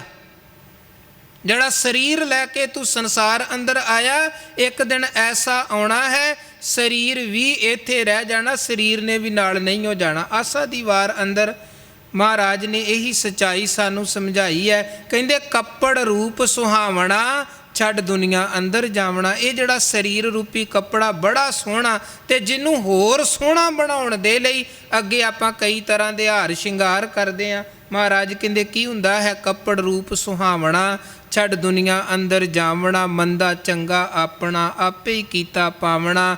ਹੁਕਮ ਕੀਏ ਮਨ ਭਾਵਦੇ ਰਾਹ ਭੀੜੇ ਅੱਗੇ ਜਾਵਣਾ, ਨੰਗਾ ਦੋਜਕ ਚਾਲਿਆ ਤਾਂ ਦੀਸੈ ਖਰਾ ਡਰਾਵਣਾ, ਕਰ ਅਵਗਣ ਪਛੋਤਾਵਣਾ। ਕਬੀਰ ਸਾਹਿਬ ਕਹਿੰਦੇ ਇਹ ਤਨ ਜਾਏਗਾ, ਇਹ ਸਰੀਰ ਨੇ ਮੁੱਕ ਜਾਣਾ ਹੀ ਇੱਕ ਦਿਨ। ਸਕੋ ਤਾਂ ਲਿਹੋ ਬਹੋਰ, ਜੇ ਕੁਝ ਬਚਾ ਸਕਦਾ ਹੈ ਤੇ ਬਚਾ ਲੈ, ਜੇ ਇਹਨੂੰ ਸੰਭਾਲ ਸਕਦਾ ਹੈ ਤੇ ਸੰਭਾਲ ਲੈ। ਹੁਣ ਵੇਖੋ ਸਰੀਰ ਦਾ ਨਾਸ਼ ਹੋਣਾ ਤੇ ਅਟਲ ਖੇਡ ਹੈ। ਆਪਾਂ ਜੋ ਮਰਜ਼ੀ ਯਤਨ ਕਰੀਏ ਸਰੀਰ ਨੂੰ ਮੌਤ ਤੋਂ ਬਚਾ ਨਹੀਂ ਸਕਦੇ ਹਾਂ। ਪਰ ਆਹ ਜਿਹੜਾ ਜੀਵਨ ਰੂਪੀ ਸਮਾਂ ਹੈ ਤੇ ਸਾਨੂੰ ਮਿਲੇ ਹੋਏ ਅਮੋਲਕ ਤੇ ਕੀਮਤੀ ਸੁਆਸ ਹਨ, ਇਹਨਾਂ ਨੂੰ ਆਪਾਂ ਸੰਭਾਲ ਸਕਦੇ ਹਾਂ, ਇਹਨਾਂ ਨੂੰ ਆਪਾਂ ਵਿਅਰਥ ਜਾਣ ਤੋਂ ਬਚਾ ਸਕਦੇ ਹਾਂ। ਇਹ ਨਹੀਂ ਕਿ ਬੰਦਾ ਕੁਝ ਕਰਦਾ ਨਹੀਂ ਹੈ, ਕਰ ਤਾਂ ਰਿਹਾ ਹੈ। ਹਰ ਮਨੁੱਖ ਮਾਇਆ ਦੀ ਖਾਤਰ ਦਿਨ ਰਾਤ ਦੀ ਦੌੜ ਭੱਜ ਦੇ ਵਿੱਚ ਲੱਗਿਆ ਹੋਇਆ ਹੈ। ਦਿਨ ਰਾਤ ਸਰੀਰ ਨੂੰ ਮਾਇਆ ਕਮਾਉਣ ਵਾਲੇ ਪਾਸੇ ਆਪਾਂ ਪੂਰੀ ਤਰ੍ਹਾਂ ਲਾਇਆ ਹੋਇਆ ਹੈ। ਬੰਦਾ ਕਹੇਗਾ ਕਿ ਜੀ ਮੈਂ ਤਾਂ ਸਰੀਰ ਨੂੰ ਪੈਸੇ ਕਮਾਉਣ ਵਾਲੇ ਪਾਸੇ ਲਗਾਇਆ ਹੈ, ਤੇ ਕਬੀਰ ਸਾਹਿਬ ਕਹਿੰਦੇ ਚੇਤੇ ਰੱਖੀ ਨਾਂਗੇ ਪਾਵੋਂ ਤੇ ਗਏ ਜਿਨ ਕੇ ਲੱਖ ਕਰੋੜ। ਜਿਨ੍ਹਾਂ ਨੇ ਸਰੀਰ ਨੂੰ ਮਾਇਆ ਕਮਾਉਣ ਵਾਲੇ ਪਾਸੇ ਲਾਈ ਰੱਖਿਆ ਤੇ ਲੱਖਾਂ ਕਰੋੜਾਂ ਰੁਪਈਏ ਵੀ ਕਮਾ ਲਏ, ਅਖੀਰ ਉਹਨਾਂ ਨੂੰ ਵੀ ਨੰਗੇ ਪੈਰੀਂ ਸੰਸਾਰ ਤੋਂ ਜਾਣਾ ਪਿਆ। ਇੱਕ ਜੋੜਾ ਤੱਕ ਨਾਲ ਨਹੀਂ ਗਿਆ, ਖਾਲੀ ਹੱਥ ਸੰਸਾਰ ਤੋਂ ਗਏ, ਇੱਕ ਟਕਾ ਤੱਕ ਉਹਨਾਂ ਦੇ ਨਾਲ ਨਹੀਂ ਗਿਆ। ਕਿਉਂਕਿ ਮਨੁੱਖ ਖਾਲੀ ਹੱਥ ਸੰਸਾਰ ਤੋਂ ਆਉਂਦਾ ਹੈ, ਅਖੀਰ ਖਾਲੀ ਦਾ ਖਾਲੀ ਸੰਸਾਰ ਤੋਂ ਜਾਂਦਾ। ਨਾ ਕੁਝ ਲੈ ਕੇ ਆਉਂਦਾ ਹੈ ਤੇ ਨਾ ਕੁਝ ਲੈ ਕੇ ਜਾਂਦਾ ਹੈ, ਸਾਰਾ ਕੁਝ ਇੱਥੇ ਦਾ ਇੱਥੇ ਧਰਿਆ ਰਹਿ ਜਾਂਦਾ ਹੈ। ਮਹਾਰਾਜ ਕਹਿੰਦੇ ਸਭ ਕੁਛ ਜੀਵਤ ਕੋ ਵਿਵਹਾਰ, ਪਰ ਕਿਉਂਕਿ ਮੋਹ ਮਮਤਾ ਦੀ ਪਕੜ ਬੜੀ ਹੈ, ਬੰਦਾ ਇਹ ਤੇ ਜਾਣ ਜਾਂਦਾ ਹੈ ਕਿ ਮੈਂ ਨਾਲ ਕੁਝ ਨਹੀਂ ਖੜਨਾ, ਪਰ ਇਹ ਸੋਚਦਾ ਹੈ ਕਿ ਮੈਂ ਜਿਨ੍ਹਾਂ ਨੂੰ ਪਿੱਛੇ ਛੱਡ ਕੇ ਜਾਣਾ ਹੈ ਉਹਨਾਂ ਦੇ ਲਈ ਬੇਸ਼ੁਮਾਰ ਧਨ ਵੀ ਛੱਡ ਕੇ ਜਾਵਾਂ, ਤਾਂ ਕਿ ਉਹਨਾਂ ਨੂੰ ਕਿਸੇ ਤਰ੍ਹਾਂ ਦੀ ਧਨ ਦੀ ਕੋਈ ਤੋਟ ਨਾ ਰਵੇ। ਪਿੱਛੇ ਦੀ ਜ਼ਿਆਦਾ ਬੰਦੇ ਦੇ ਚਿੰਤਾ ਹੁੰਦੀ ਹੈ। ਅਸੀਂ ਚੱਲਦੇ ਅਗਾਂਹ ਨੂੰ ਹਾਂ, ਧਿਆਨ ਸਾਡਾ ਪਿਛਾਂਹ ਨੂੰ ਹੁੰਦਾ ਹੈ। ਇੱਕ ਰੱਬੀ ਭਗਤ ਦੇ ਤੇ ਇੱਕ ਦੁਨੀਆਦਾਰ ਦੇ ਜੀਵਨ ਦੇ ਵਿੱਚ ਇਹੀ ਵੱਡਾ ਫਰਕ ਹੈ। ਜਿਹੜੇ ਪਰਮਾਤਮਾ ਦੇ ਭਗਤ ਨੇ ਉਹ ਅਗਾਂਹ ਮੁਖੀ ਸੋਚ ਰੱਖ ਕੇ ਜਿਉਂਦੇ ਹਨ, ਤੇ ਦੁਨੀਆਦਾਰ ਬੰਦੇ ਦਾ ਧਿਆਨ ਪਿਛਾਂਹ ਮੁਖੀ ਹੁੰਦਾ ਹੈ। ਜਿਵੇਂ ਇੱਕ ਬੜੀ ਪਿਆਰੀ ਗਾਥਾ ਵੀ ਹੈ ਕਿ ਮਹਾਤਮਾ ਇੱਕ ਜਗ੍ਹਾ 'ਤੇ ਰਹਿੰਦਾ ਹੈ ਜਗ੍ਹਾ ਉਹਦੀ ਰਸਤੇ ਦੇ ਬਿਲਕੁਲ ਉੱਪਰ ਹੀ ਹੈ। ਲੋਕ ਬੜੇ ਆਉਂਦੇ ਨੇ, ਪੂਜਾ ਮੰਨਤਾ ਬੜੀ ਹੁੰਦੀ ਹੈ। ਤੇ ਰਾਜਾ ਅਕਸਰ ਉਸ ਰਾਹੇ ਲੰਘਦਾ ਹੈ, ਆਉਂਦਾ ਜਾਂਦਾ ਹੈ ਤੇ ਮਹਾਤਮਾ ਨੂੰ ਵੇਂਦਾ ਰਹਿੰਦਾ ਹੈ ਕਿ ਲੋਕ ਕਿੰਨੇ ਮਹਾਤਮਾ ਦੇ ਕੋਲ ਆਉਂਦੇ ਨੇ, ਬੜੀ ਮਹਾਤਮਾ ਦੀ ਪ੍ਰਭਤਾ ਹੈ। ਤੇ ਰਾਜੇ ਦੇ ਮਨ ਅੰਦਰ ਵੀ ਇੱਕ ਦਿਨ ਆਇਆ ਕਿ ਮੈਂ ਵੀ ਮਹਾਤਮਾ ਦੇ ਦਰਸ਼ਨ ਕਰਦਾ ਹਾਂ, ਨਾਲ ਇਹਨੂੰ ਬੇਨਤੀ ਕਰਾਂਗਾ, ਮਹਾਤਮਾ ਜੀ ਕਿਸੇ ਦਿਨ ਵਿਹਲੇ ਹੋਵੋਗੇ ਜਾਂ ਸਮਾਂ ਬਣਾ ਕੇ ਤੁਸੀਂ ਆਇਓ, ਕਦੇ ਮੇਰੇ ਮਹਿਲਾਂ ਦੇ ਵਿੱਚ ਵੀ ਚਰਨ ਪਾਇਓ। ਵੈਸੇ ਵੀ ਰਾਜਨੀਤਿਕ ਲੋਕਾਂ ਦੀ ਇਹ ਮਨਸ਼ਾ ਹੁੰਦੀ ਹੈ ਕਿ ਜਿੱਥੇ ਬਹੁਤੇ ਲੋਕ ਆਉਂਦੇ ਹਨ ਉਹ ਜਗ੍ਹਾ ਸਾਡੇ ਨਾਲ ਜੁੜੀ ਰਵੇ, ਤਾਂ ਕਿ ਉਹਨਾਂ ਦੇ ਰਾਹੀਂ ਜਿਹੜੇ ਲੋਕ ਹਨ ਉਹ ਵੀ ਸਾਡੇ ਨਾਲ ਜੁੜੇ ਰਹਿਣ। ਜਿਵੇਂ ਅੱਜ ਦੇ ਸਮੇਂ 'ਚ ਸਾਡੇ ਪੰਜਾਬ ਅੰਦਰ ਡੇਰਾਵਾਦ ਦੇ ਵਧਣ ਦਾ ਕਾਰਨ ਕੀ ਹੈ? ਬਹੁਤ ਹੱਦ ਤੱਕ ਰਾਜਨੀਤਿਕ ਲੋਕ ਆਪਣੇ ਰਾਜਨੀਤਿਕ ਲਾਹੇ ਦੇ ਲਈ ਇਹ ਡੇਰੇਦਾਰਾਂ ਨੂੰ ਹੋਰ ਤੋਂ ਹੋਰ ਹੱਲਾਸ਼ੇਰੀ ਦਿੰਦੇ ਹਨ। ਪਿੱਛੇ ਇੱਕ ਰਾਜਨੀਤੀ ਹੁੰਦੀ ਹੈ, ਇੱਕ ਵੋਟ ਦਾ ਲਾਲਚ ਹੁੰਦਾ ਹੈ ਕਿ ਜੇ ਬਾਬਾ ਸਾਡੇ ਨਾਲ ਤੇ ਬਾਬੇ ਕੋਲ ਆਉਣ ਵਾਲੀ ਜਿੰਨੀ ਸੰਗਤ ਹੈ ਉਹ ਵੀ ਸਾਡੇ ਪਿੱਛੇ ਹੀ, ਉਹਦੀਆਂ ਵੋਟਾਂ ਵੀ ਸਾਨੂੰ ਮਿਲਣਗੀਆਂ। ਇਹ ਰਾਜਨੀਤਿਕ ਲੋਕ ਅਸਲ 'ਚ ਧਰਮ ਦਾ ਸਤਿਕਾਰ ਉਹਨਾਂ ਦੇ ਮਨ 'ਚ ਕੋਈ ਨਹੀਂ ਹੁੰਦਾ ਹੈ।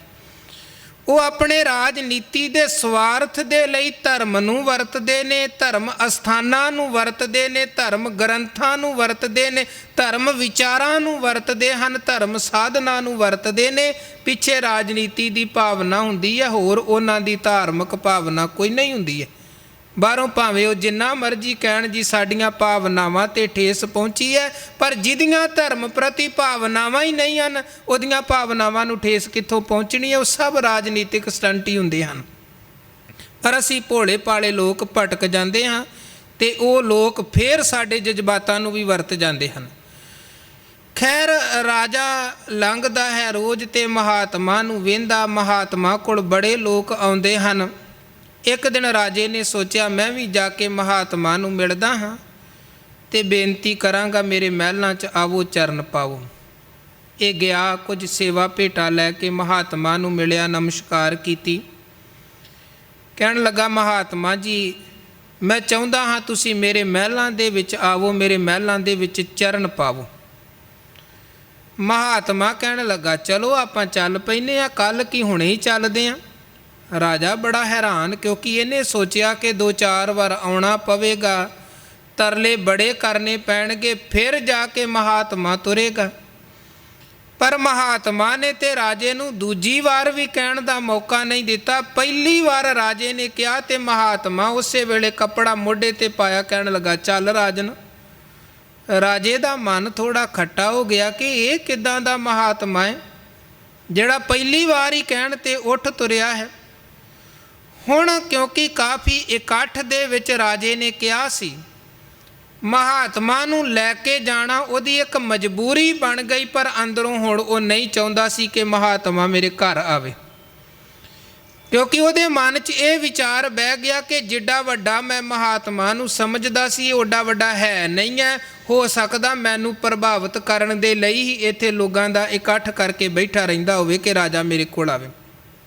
ਪਰ ਖੈਰ, ਰਾਜਾ ਮਹਾਤਮਾ ਨੂੰ ਲੈ ਕੇ ਆਪਣੇ ਮਹਿਲਾਂ 'ਚ ਪਹੁੰਚਿਆ, ਪਰ ਹੁਣ ਉਹ ਆਦਰ, ਉਹ ਸਤਿਕਾਰ ਰਾਜੇ ਦੇ ਮਨ 'ਚ ਨਹੀਂ, ਜਿਹੜਾ ਇਹਨੇ ਪਹਿਲਾਂ ਮਹਾਤਮਾ ਦੇ ਕੋਲ ਆ ਕੇ ਆਦਰ ਤੇ ਸਤਿਕਾਰ ਮਹਾਤਮਾ ਨੂੰ ਦਿੱਤਾ ਸੀ। ਤੇ ਮਹਾਤਮਾ ਵੀ ਇਸ ਚੀਜ਼ ਨੂੰ ਸਮਝ ਗਿਆ ਕਿ ਰਾਜੇ ਦੇ ਹਾਵ ਭਾਵ ਬਦਲੇ ਹੋਏ ਹਨ।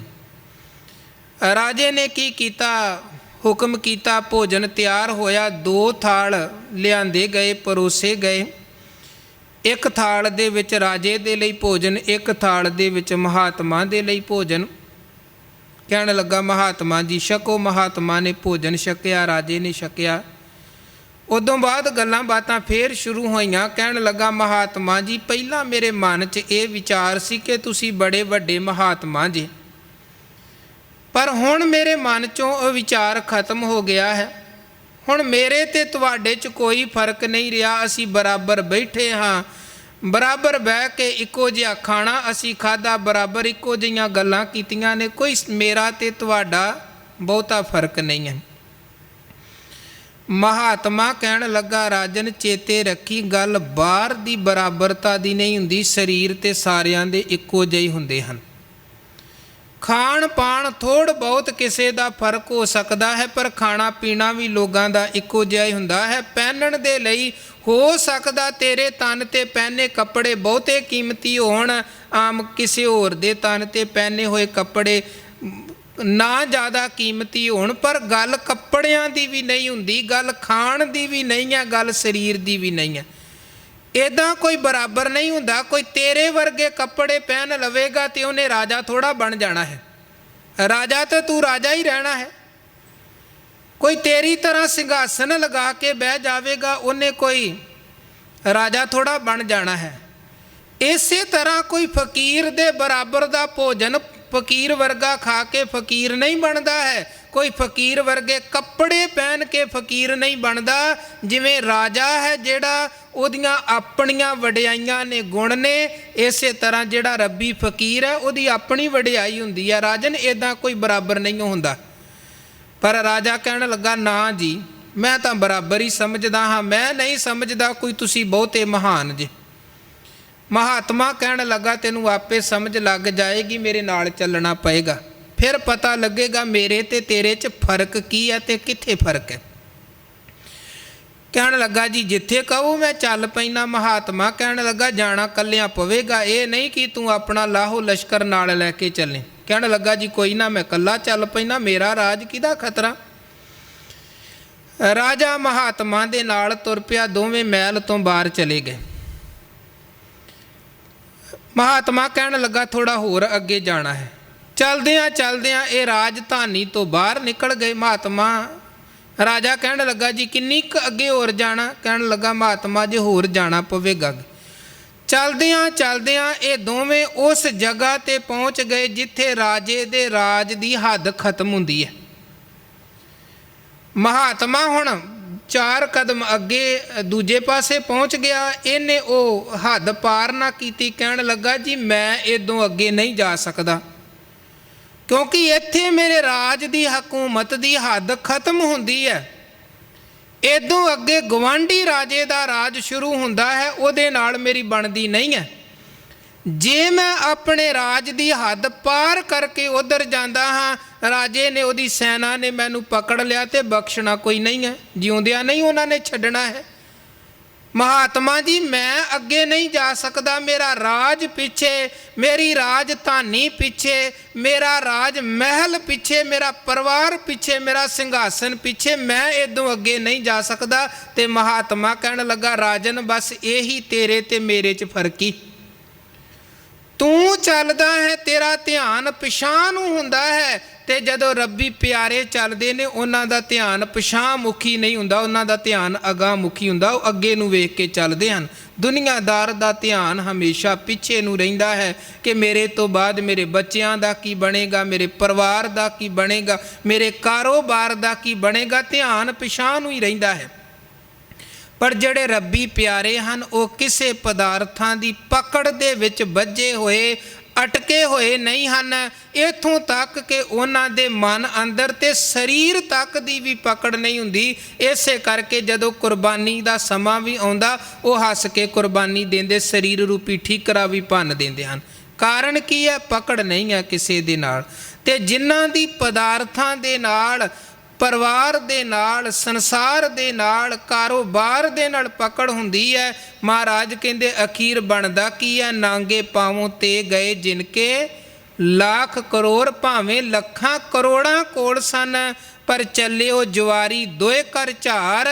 ਅਖੀਰ ਦੋਵੇਂ ਹੱਥ ਝਾੜ ਕੇ ਬੰਦਾ ਸੰਸਾਰ ਤੋਂ ਜਾਂਦਾ ਹੈ। ਭਾਈ ਗੁਰਦਾਸ ਸਾਹਿਬ ਕਹਿੰਦੇ, ਪਾਪ ਬੜੇ ਕੀਤੇ ਇਸ ਪੂੰਜੀ ਨੂੰ ਕਮਾਉਣ ਦੇ ਲਈ, ਪਰ ਅਖੀਰ ਪੱਲੇ ਕੁਝ ਨਹੀਂ ਪੈਂਦਾ। ਤੈਸੇ ਕੋਟ ਪਾਪ ਕਰ ਮਾਇਆ ਜੋਰ ਜੋਰ ਮੂੜ। ਅੰਤ ਕਾਲ ਛੱਡ ਚੱਲੇ ਦਊ ਕਰ ਝਾੜ ਕੇ। ਅਖੀਰ ਦੋਵੇਂ ਹੱਥ ਝਾੜ ਕੇ ਬੰਦਾ ਸੰਸਾਰ ਤੋਂ ਜਾਂਦਾ ਹੈ। ਸੋ ਕਬੀਰ ਸਾਹਿਬ ਕਹਿੰਦੇ, ਇਹ ਸਰੀਰ ਤੇਰਾ ਖਤਮ ਹੋ ਰਿਹਾ ਹੈ। ਇੱਕ ਦਿਨ ਸਰੀਰ ਨੇ ਹੱਥਾਂ 'ਚੋਂ ਨਿਕਲ ਜਾਣਾ ਹੈ। ਜੇ ਕੁਝ ਬਚਾ ਸਕਦਾ ਤੇ ਬਚਾ ਲੈ। ਮਤ ਸਮਝੀ ਕਿ ਮੈਂ ਧਨ ਬੜਾ ਇਕੱਠਾ ਕਰ ਲਿਆ, ਧਨ ਹੋਣ ਦੇ ਬਾਵਜੂਦ ਅਖੀਰ ਖਾਲੀ ਜਾਣਾ ਪਏਗਾ। ਫਿਰ ਕੀ ਕਰਨਾ ਪਵੇਗਾ? ਕਮਾਈ ਕਿਹੜੀ ਕਰਨੀ ਹੈ? ਉਹ ਕਬੀਰ ਸਾਹਿਬ ਅਗਲੇ ਸ਼ਲੋਕ 'ਚ ਸਮਝਾਉਂਦੇ ਹਨ। ਕਹਿੰਦੇ ਕਬੀਰ ਇਹ ਤਨ ਜਾਹੇਗਾ ਕਵਨਾ ਮਾਰਗ ਲਾਏ। ਜੇ ਇਸ ਸਰੀਰ ਨੇ ਖਤਮ ਹੋਣਾ ਹੈ ਫਿਰ ਇਸ ਸਰੀਰ ਨੂੰ, ਇਸ ਜੀਵਨ ਨੂੰ ਕਿਹੜੇ ਰਾਹੇ ਪਾਇਆ ਜਾਏ, ਕਿਹੜੇ ਰਾਹ ਤੋਰਿਆ ਜਾਏ, ਕਿਹੜੇ ਕਰਮ ਇਹਦੇ ਨਾਲ ਕੀਤੇ ਜਾਣ। ਉਹ ਕਹਿੰਦੇ ਕਹਿ ਸੰਗਤ ਕਰ ਸਾਧ ਕੀ ਕਹਿ ਹਰ ਕੇ ਗੁਣ ਗਾਏ। ਜੇ ਤੂੰ ਚਾਹੁੰਦਾ ਹੈ ਜੀਵਨ ਸਫਲ ਹੋਵੇ, ਜੀਵਨ ਸਕਾਰਤ ਹੋਵੇ, ਫਿਰ ਇਹ ਦੋ ਕਰਮ ਬਸ ਤੈਨੂੰ ਕਰਨੇ ਪੈਣਗੇ। ਇੱਕ ਤੇ ਕਰਨੀ ਪਵੇਗੀ ਸਤ ਸੰਗਤ, ਤੇ ਦੂਜੇ ਨੰਬਰ ਤੇ ਪਰਮਾਤਮਾ ਦੇ ਨਾਮ ਦੀ ਵਡਿਆਈ। ਰੋਜ਼ ਆਪਾਂ ਗੁਰੂ ਕੇ ਬਚਨ ਪੜ੍ਹਦੇ ਹਾਂ, ਅਵਰ ਕਾਜ ਤੇਰੇ ਕਿਤੇ ਨਾ ਕਾਮ, ਮਿਲ ਸਾਧ ਸੰਗਤ ਭਜ ਕੇਵਲ ਨਾਮ। ਦੋ ਗੱਲਾਂ ਦੀ, ਸਤ ਸੰਗੀ ਬਣ। ਸਤ ਸੰਗੀ ਦਾ ਭਾਵ ਕੀ ਹੈ? ਸਤ ਦਾ ਸੰਗੀ ਬਣਨਾ, ਸੱਚ ਦਾ ਸੰਗੀ ਬਣਨਾ, ਸੱਚ ਦੇ ਨਾਲ ਜੁੜਨਾ। ਇੱਥੇ ਆਪਾਂ ਜੁੜੇ ਹਾਂ, ਇੱਥੇ ਸੱਚ ਦੀ ਵਿਚਾਰ ਚੱਲਦੀ ਹੈ, ਆਪਾਂ ਸੱਚ ਦੇ ਸੰਗੀ ਬਣਦੇ ਹਾਂ। ਕਿਉਂਕਿ ਗੁਰੂ ਕੀ ਬਾਣੀ ਕੀ ਹੈ? ਸੱਚ। ਮਾਲਕ ਕੀ ਹੈ? ਸੱਚ। ਇੱਥੇ ਆਪਾਂ ਜੁੜਦੇ ਹਾਂ, ਸੱਚ ਦੇ ਸੰਗੀ ਬਣਦੇ ਹਾਂ। ਮਹਾਰਾਜ ਕਹਿੰਦੇ ਸਤ ਸੰਗੀ, ਸੱਚ ਸੰਗੀ ਬਣ ਔਰ ਪਰਮਾਤਮਾ ਦੇ ਨਾਮ ਦੀ ਕਮਾਈ ਕਰ। ਵਾਹਿਗੁਰੂ ਦੇ ਗੁਣ ਗਾ, ਜਪੋ ਤਾਂ ਏਕੋ ਨਾਮਾ ਅਵਰ ਨਿਰਾਫਲ ਕਾਮਾ। ਇਹ ਦੋ ਚੀਜ਼ਾਂ ਜਦੋਂ ਤੇਰੇ ਜੀਵਨ ਦੇ ਵਿੱਚ ਹੋਣਗੀਆਂ, ਤੇਰਾ ਜੀਵਨ ਸਫਲ ਹੈ। ਇਹ ਨਹੀਂ ਗੁਰੂ ਨੇ ਕਿਹਾ ਕਿ ਕਿਰਤ ਨਾ ਕਰੋ, ਪੈਸੇ ਨਾ ਕਮਾਵੋ। ਪੈਸੇ ਕਮਾਉਣਾ ਆਪਣੀ ਜਗ੍ਹਾ ਤੇ ਹੈ, ਪਰ ਨਾਲ ਦੀ ਨਾਲ ਧਰਮ ਕਮਾਉਣਾ ਵੀ ਜ਼ਰੂਰੀ ਹੈ, ਜਿਹੜਾ ਅਸਲੀ ਜੀਵਨ ਦਾ, ਜ਼ਿੰਦਗੀ ਦਾ ਮਨੋਰਥ ਹੈ। ਪੈਸੇ ਕਮਾਉਣਾ ਤੇ ਸਾਨੂੰ ਚੇਤੇ ਹੈ, ਪਰ ਧਰਮ ਕਮਾਉਣਾ ਸਾਨੂੰ ਵਿਸਰ ਜਾਂਦਾ ਹੈ। ਇਸੇ ਨੂੰ ਗੁਰੂ ਨਾਨਕ ਸਾਹਿਬ ਕਹਿੰਦੇ ਹੋਰ ਸਾਰਾ ਕੁਝ ਚੇਤੇ ਹੈ, ਖਾਣਾ ਪੀਣਾ ਹੱਸਣਾ ਸੌਣਾ ਵਿਸਰ ਗਿਆ ਹੈ ਮਰਨਾ। ਖਸਮ ਵਿਸਾਰ ਖੁਆਰੀ ਕੀਨੀ, ਧਰਿਗ ਜੀਵਨ ਨਹੀਂ ਰਹਿਣਾ ਪ੍ਰਾਣੀ। ਏਕੋ ਨਾਮ ਧਿਆਵੋ ਆਪਣੀ, ਪਤ ਸੇਤੀ ਘਰ ਜਾਵੋ। ਅਗਲੇ ਸ਼ਲੋਕ 'ਚ ਕਬੀਰ ਸਾਹਿਬ ਫਰਮਾਨ ਕਰਦੇ ਹਨ, ਕਬੀਰ ਮਰਤਾ ਮਰਤਾ ਜਗ ਮੂਆ, ਮਰ ਪੀ ਨਾ ਜਾਣਿਆ ਕੋਏ। ਸਾਰੇ ਮਰਦੇ ਹਨ। ਵੈਸੇ ਬਾਣੀ 'ਚ ਗੁਰੂ ਕਹਿੰਦੇ ਜਿਉਂਦੇ ਸਾਰੇ ਹੀ ਪਏ ਨੇ, ਪਰ ਅਸਲ 'ਚ ਜਿਉਣਾ ਕਿਸੇ ਨੂੰ ਨਹੀਂ ਆਉਂਦਾ ਹੈ। ਇਹ ਜਗਤ ਮਮਤਾ ਮੂਆ ਜੀਵਨ ਕੀ ਬਿਧ ਨਾਹੀ। ਲੋਕ ਮੋਹ ਮਮਤਾ 'ਚ ਫਸੇ ਪਏ ਨੇ, ਜਿਉਣ ਦਾ ਤਰੀਕਾ ਕਿਸੇ ਨੂੰ ਨਹੀਂ ਆਉਂਦਾ। ਤੇ ਕਬੀਰ ਸਾਹਿਬ ਕਹਿੰਦੇ ਮਰਦੇ ਤਾਂ ਸਾਰੇ ਹੀ ਹਨ, ਪਰ ਸੱਚ ਇਹ ਆ ਕਿ ਇੱਥੇ ਕਿਸੇ ਨੂੰ ਮਰਨਾ ਵੀ ਨਹੀਂ ਆਉਂਦਾ ਹੈ। ਇਹ ਜਿਹੜਾ ਸ਼ਲੋਕ ਹੈ ਥੋੜ੍ਹੇ ਥੋੜ੍ਹੇ ਫਰਕਾਂ ਦੇ ਨਾਲ ਗੁਰਬਾਣੀ 'ਚ, ਗੁਰੂ ਗ੍ਰੰਥ ਸਾਹਿਬ ਜੀ 'ਚ 2 ਵਾਰੀ ਆਇਆ ਹੈ। ਬਿਹਾਗੜੇ ਰਾਗ ਦੀ ਵਾਰ 'ਚ ਵੀ ਇਹ ਸ਼ਲੋਕ ਆਉਂਦਾ ਹੈ, ਥੋੜ੍ਹਾ ਜਿਹਾ ਫਰਕ ਹੈ ਉੱਥੇ। ਇੱਥੇ ਕਬੀਰ ਸਾਹਿਬ ਕਹਿੰਦੇ ਹਨ ਕਿ ਮਰਤਾ ਮਰਤਾ ਜਗ ਮੂਆ, ਮਰ ਪੀ ਨਾ ਜਾਣੈ ਕੋਏ। ਐਸੀ ਮਰਨੀ ਜੋ ਮਰੈ। ਇੱਥੇ ਹੈ ਐਸੇ ਮਰਨੇ ਜੋ ਮਰੈ, ਉੱਥੇ ਹੈ ਐਸੀ ਮਰਨੀ ਜੋ ਮਰੈ, ਬੌਰ ਨਾ ਮਰਨਾ ਹੋਏ। ਹੁਣ ਗੁਰੂ ਅਮਰਦਾਸ ਸਾਹਿਬ ਜੀ ਨੇ ਇਸ ਸ਼ਲੋਕ ਦੀ ਥੋੜ੍ਹੀ ਵਿਆਖਿਆ ਕਰਕੇ ਸਾਨੂੰ ਸਮਝਾ ਵੀ ਦਿੱਤਾ ਕਿ ਕਬੀਰ ਸਾਹਿਬ ਕਿਹੜੇ ਮਰਨ ਦੀ ਗੱਲ ਕਰ ਰਹੇ ਹਨ। ਇਤਿਹਾਸਕ ਪੱਖ ਤੋਂ ਵੀ ਇਹਦੇ ਬਾਰੇ ਸਾਨੂੰ ਗਿਆਨ ਮਿਲਦਾ ਹੈ ਤੇ ਗੁਰਬਾਣੀ 'ਚੋਂ ਵੀ ਇਹਦੇ ਬਾਰੇ ਗਿਆਨ ਮਿਲਦਾ ਹੈ। ਗੁਰੂ ਅਮਰਦਾਸ ਮਹਾਰਾਜ ਜੀ ਦਾ ਇੱਕ ਬਚਨ ਹੈ, ਉਹ ਕਹਿੰਦੇ ਕਿਆ ਜਾਣਾ ਕਿਵ ਮਰਾਂਗੇ ਕੈਸਾ ਮਰਨਾ ਹੋਏ। ਸਾਨੂੰ ਨਹੀਂ ਪਤਾ ਹੈ ਸਾਡੀ ਮੌਤ ਕਿੱਦਾਂ ਆਉਣੀ ਹੈ, ਸਾਡਾ ਅੰਤ ਕਿੱਦਾਂ ਆਉਣਾ। ਕੋਈ ਵੀ ਕਾਰਨ ਬਣ ਸਕਦਾ ਹੈ, ਪਰ ਕਿਹੜਾ ਕਾਰਨ ਸਾਡੀ ਮੌਤ ਦਾ ਬਣੇਗਾ ਇਹ ਅਸੀਂ ਨਹੀਂ ਜਾਣਦੇ, ਕਿਉਂਕਿ ਕਾਰਨ ਕਰਤੇ ਵਸ ਹੈ ਜਿਨ ਕਲ ਰੱਖੀ ਧਾਰ। ਉਹ ਮਾਲਕ ਦੇ ਹੱਥ ਹੈ। ਉਹ ਕੋਈ ਵੀ ਕਾਰਨ ਬਣਾ ਸਕਦਾ ਹੈ। ਕੋਈ ਬਿਮਾਰੀ ਕਾਰਨ ਬਣ ਸਕਦੀ ਹੈ, ਕੋਈ ਹੋਰ ਦੂਜਾ ਕਾਰਨ ਬਣ ਸਕਦਾ। ਮਹਾਰਾਜ ਕਹਿੰਦੇ ਕਿਆ ਜਾਣਾ ਕਿ ਮਰਾਂਗੇ ਕੈਸਾ ਮਰਨਾ ਹੋਏ। ਜੇਕਰ ਸਾਹਿਬ ਮਨੋ ਨਾ ਵਿਸਰੈ ਤਾਂ ਸਹਿਲਾ ਮਰਨਾ ਹੋਏ। ਜੇ ਤਾਂ ਰੱਬ ਚੇਤੇ ਹੈ, ਮਾਲਕ ਜੇ ਨਹੀਂ ਵਿਸਰਦਾ ਹੈ, ਫਿਰ ਮਰਨਾ ਬੜਾ ਸੁਖੈਨ ਮਰਨਾ ਹੋਵੇਗਾ। ਮੌਤ ਦਾ ਕਾਰਨ ਕੋਈ ਵੀ ਬਣੇ, ਬੰਦਾ ਮੌਤ ਵੀ ਹੱਸ ਕੇ ਕਬੂਲ ਕਰੇਗਾ ਜੇ ਰੱਬ ਚੇਤੇ ਆ। ਫਿਰ ਤੇ ਭਾਵੇਂ ਜਿਵੇਂ ਗੁਰੂ ਕਿਹਾ ਸਿੱਖਾਂ ਨੂੰ ਵੱਖ ਵੱਖ ਤਰ੍ਹਾਂ ਦੇ ਤਸੀਹੇ ਦਿੱਤੇ ਗਏ, ਕਿਸੇ ਨੂੰ ਕੋਈ ਤਸੀਹਾ, ਕਿਸੇ ਨੂੰ ਕੋਈ ਤਸੀਹਾ। ਗੁਰੂ ਕੇ ਸਿੱਖਾਂ ਨੇ ਹੱਸ ਕੇ ਹਰ ਤਰ੍ਹਾਂ ਦੇ ਤਸੀਹੇ ਨੂੰ ਪ੍ਰਵਾਨ ਕੀਤਾ।